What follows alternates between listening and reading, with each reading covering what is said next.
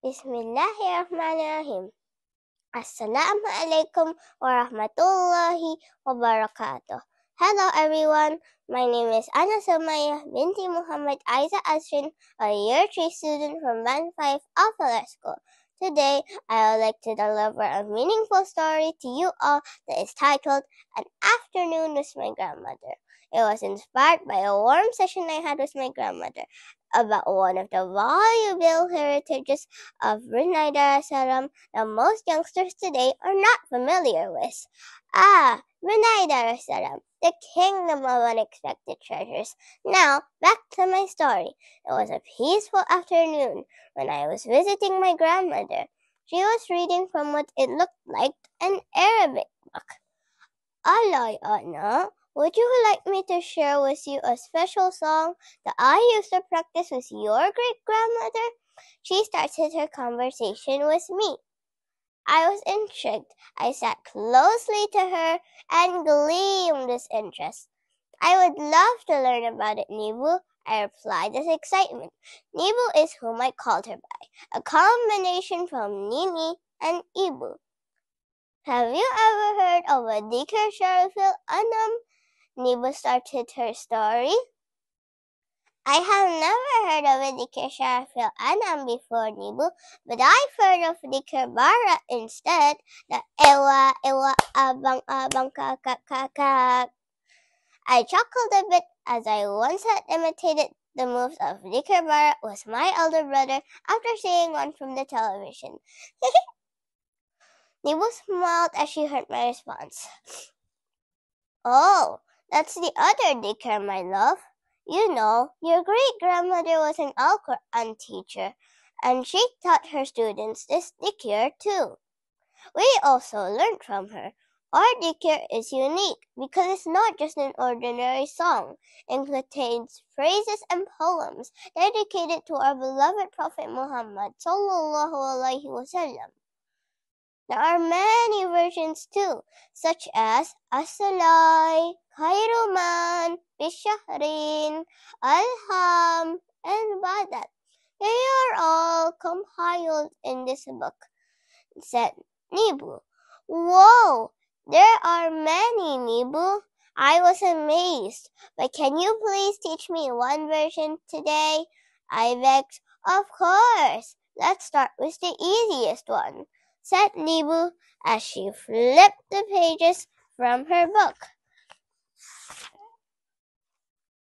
Oh, it's this one, the Alhamdulillah one. First, you must recite the salawat.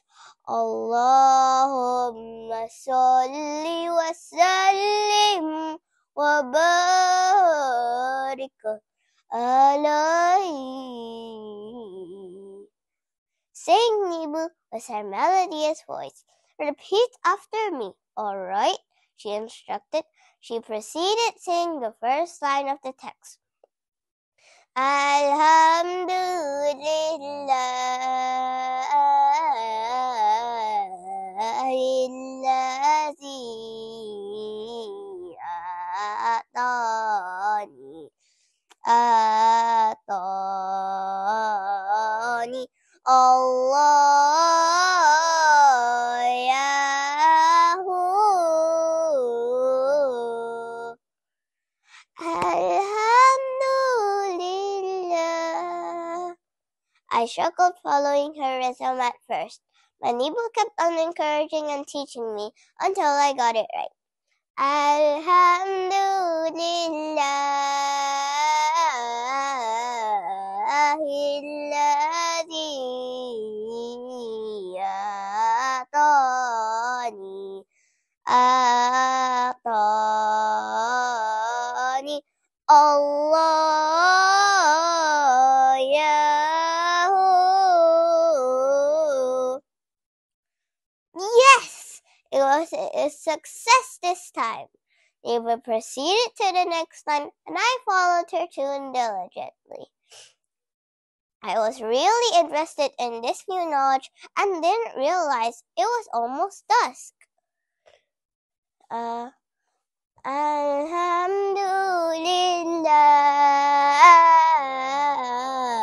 الذي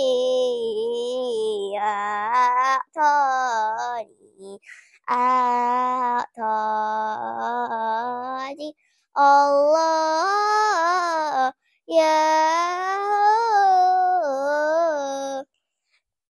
I intonated the line as I went to the kitchen, while walking to my room, basically everywhere.